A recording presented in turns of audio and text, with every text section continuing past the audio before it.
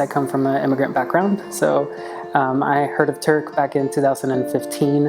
They did a Know Your Rights presentation where I lived in Clarksville. So I showed up and I was interested in the work, and then when I applied for a DACA, which is the Deferred Action for Childhood Arrivals, they actually helped me with my paperwork. I would say it wasn't until like 11th grade when I kind of started realizing what being undocumented meant. And I honestly was just really discouraged going to school. I was like, well, I'm not even gonna be able to go to college, so why am I trying? I struggled to just find hope in my future, and then I think it was in 2012 was when DACA was introduced.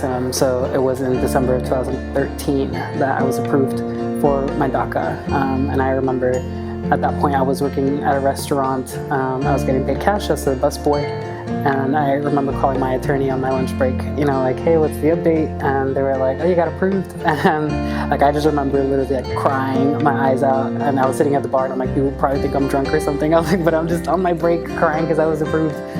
It was very rewarding, and I think DACA has definitely opened up some doors that, otherwise wouldn't have been there without the program.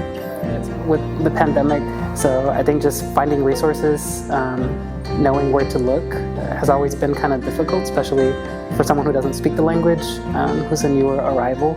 Just getting hold of resources has always been difficult, but I think with the pandemic it's even more difficult. For example, in the summer last year, the application for pandemic EBT was only in English. So we were helping people navigate the website and signing up, making accounts for them.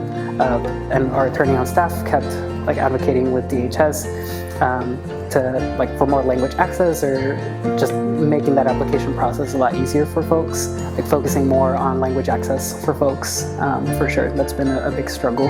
I'm passionate about helping people, especially when it comes to immigrant and refugee backgrounds.